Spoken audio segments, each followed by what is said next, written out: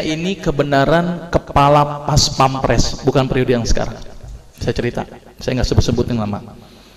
Kepala pas pampres beberapa periode yang lalu datang ke saya, dok, saya ini sakit darah tinggi dok, tensi saya normal sekarang, tapi saya harus minum obat seumur hidup dok. Obatnya kaptopril. Saya bosan minum obat ini. Bisa nggak dok saya nggak minum obat ini? Saya pada waktu itu terkenal sebagai terkun, Mbak, dokter plus dukun itu ya. Jadi datang ke saya pengen nggak pakai obat. Saya bilang ke bapak itu, baik Pak, kita coba. Obat saya stop, saya kasih apa? Timun, seledri, bawang putih, pisang raja, kurma. Pulang Pak, kontrol lagi minggu depan. Apa yang terjadi setelah minggu depan? Tensinya tambah naik Pak. Dokter gimana sih dok? Bukannya stabil kok malah naik. Kenapa ini dok? Wah, saya ngeliat tampangnya udah serem banget itu kan. Yaudah deh Pak, saya coba lagi, dosis saya naikkan Pak. Timun dinaikkan, bawang putih dinaikkan, pisang raja dinaikkan, kurma dinaikkan. Orang bilang belenger nih orang gitu ya. Kontrol lagi Pak minggu depan. Apa yang terjadi Pak? Setelah minggu depan tensi tidak turun-turun. Saya pada waktu itu sempat hopeless. Aduh, harus gimana lagi? Dan bapak itu bilang ke saya, ini real pengalaman saya ketika praktek, dan real saya menggunakan terapi ini adalah pasien pertama saya. Saya pada waktu bilang ke bapak itu begini, tapi sebelum bapak itu bilang ke saya, dok ini udah nggak berhasil dok, apakah saya harus kembali ke kaptopril lagi? Tapi sama aja dong, percuma kalau saya harus kembali ke kaptopril lagi. Saya bilang ke bapak itu, Pak, saya sebenarnya punya sebuah pengobatan ini belum pernah saya gunakan Pak.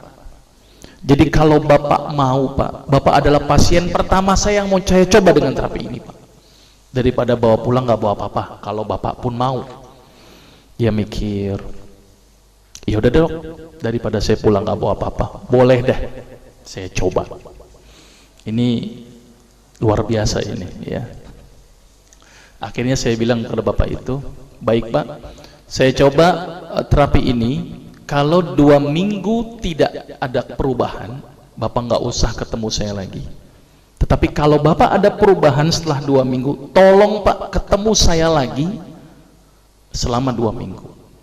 Tapi kalau tidak ada perubahan Pak, bapak nggak usah ketemu saya lagi, berarti saya gagal. Dia mikir berapa saat. Baik dok, apa terapinya? Sederhana Pak pada waktu itu. Saya suruh apa bapak itu? Siap dok, apa yang dokter lakukan? Saya bilang ke bapak itu, Pak, tolong bapak senyum sehari 20 kali Pak. Dan setiap kali senyum selama 20 detik. Gila nih kali dokter ya.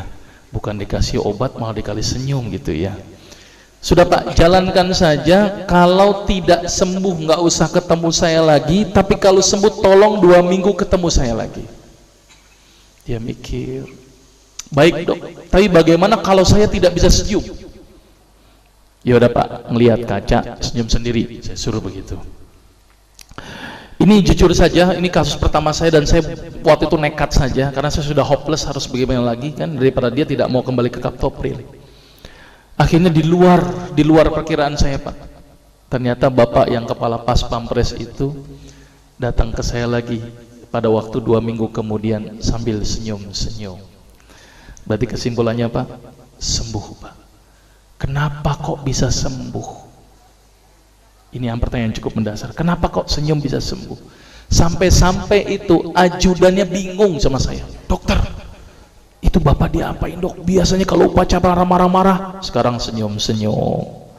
Baca koran, senyum-senyum. Bengong sedikit, senyum-senyum. Saya bilang memang target terapinya begitu, harus 20 kali sehari. Ternyata penelitian menunjukkan orang yang senyum sebanyak 20 kali sehari dengan durasi 20 detik setiap senyumnya, maka otak akan mengeluarkan sejenis zat yang namanya beta endorfin. Apa itu beta endorfin? Beta endogenous morfin atau morfin yang dihasilkan alami oleh tubuh. Maka itu kalau orang yang biasa makan morfin, biasanya tubuhnya tidak bisa memproduksi morfin lagi. Jadi kalau orang yang banyak senyum Pak, ternyata morfinnya semakin banyak. Dan ternyata fungsi beta endorfin itu adalah melebarkan pembuluh darah.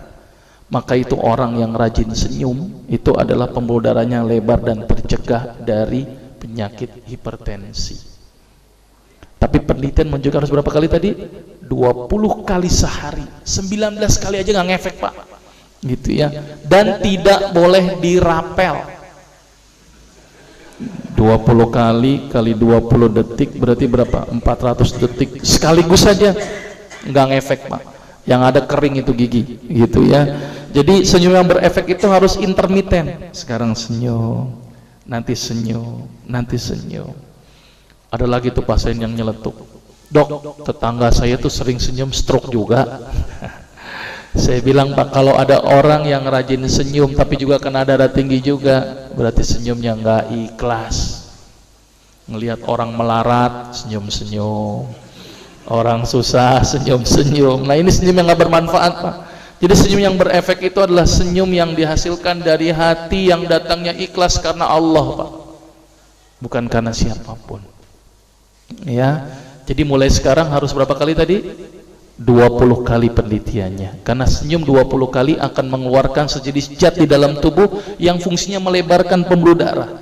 Maka itu orang-orang yang sakit darah tinggi, protap pertama saya apa? Senyum. Orang yang sakit jantung, senyum. Orang yang sakit stroke, senyum dulu. Kalau dia nggak bisa senyum Pak, berarti gagal pengobatannya.